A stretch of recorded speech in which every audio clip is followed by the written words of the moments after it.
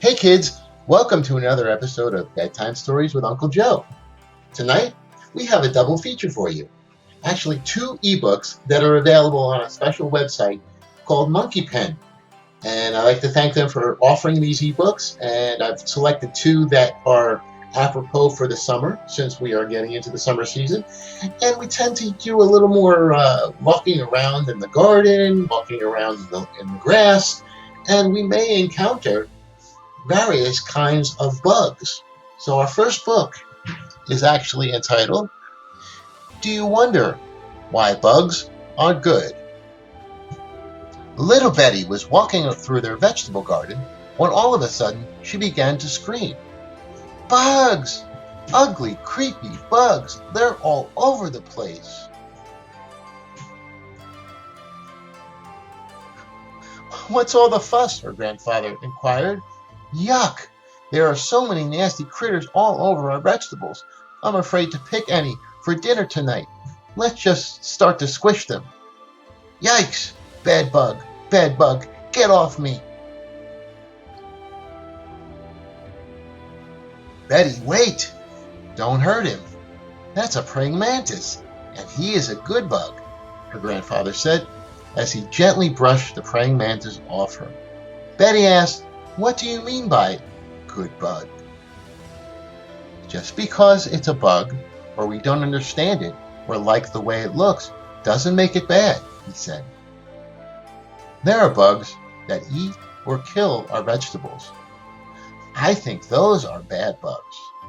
Then there are the bugs that eat or chase away those bad bugs. I think they are good bugs. In fact, I put good bugs in our garden, so I don't have to use chemicals to chase away the bad bugs. I have an idea. Let's go on a safari. It will help you understand. A safari, she exclaimed. Let's go. Betty's grandfather then explained that she would have to use her imagination to make them very small, so that they could go on a safari into the world of the insects. In a flash, they were there. Betty was a little frightened, but she knew that it was all imaginary. What do we do now? She whispered. Just walk slowly and observe, and I will explain about all the good bugs I put in the garden, he replied.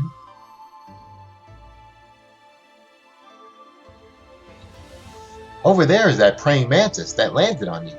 He eats flies and some bad berries, and because he is big, he has big pincers and can give you quite a pinch.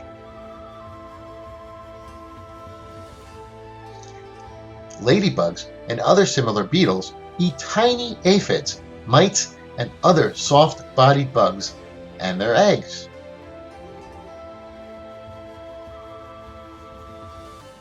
Spined soldier bugs, stink bugs, feed on all sorts of garden pests, but don't accidentally squish one of these.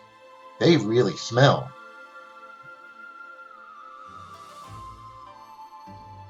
There are many more, but it's getting late. We need to go back to picking vegetables for our dinner.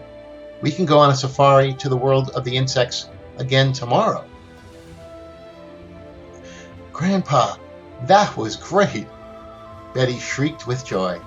And I now understand what you mean by good bugs.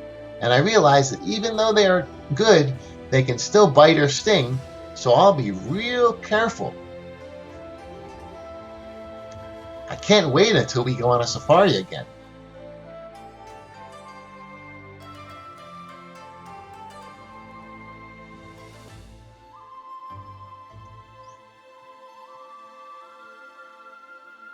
In keeping with our theme of bugs, this next book asks the question, do you wonder how the ladybug got its name?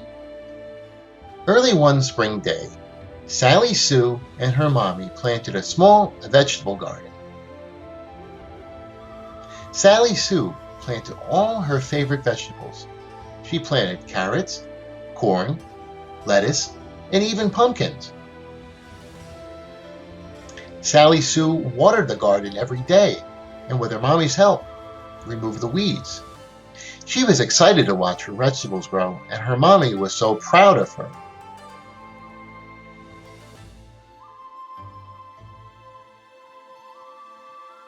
The plants grew and grew. One day, Sally Sue noticed that the plants didn't look good. They had brown spots on their leaves, and it looked like something was eating them. Sally Sue's mommy said that it looked like there were little bugs called aphids eating her vegetable plants. Sally Sue was sad, but her mother told her not to worry. In a few days, there would be some hero bugs coming to the rescue. The next day, when Sally Sue went to the garden, she saw pretty little beetles all over. They were red with black dots on their back. Her mommy saw that Sally Sue was afraid that these bugs would also eat her vegetable plants, so she yelled out, "The heroes are here! 3 cheers for the ladybugs!" Ladybugs? Sally Sue asked. You mean the heroes are girls?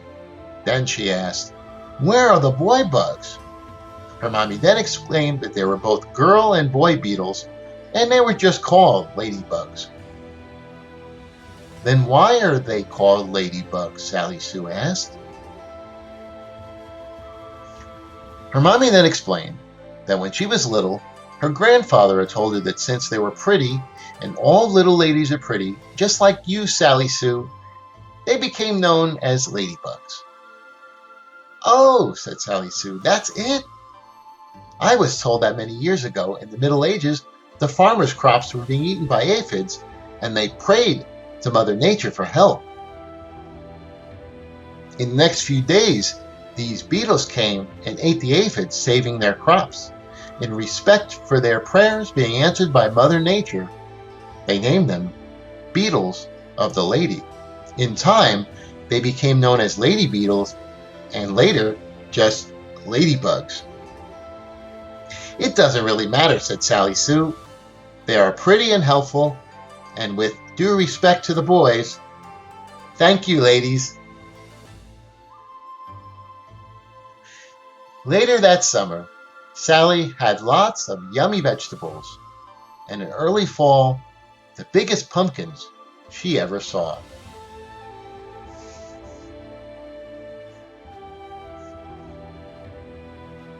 Until next time, kids, have a good night.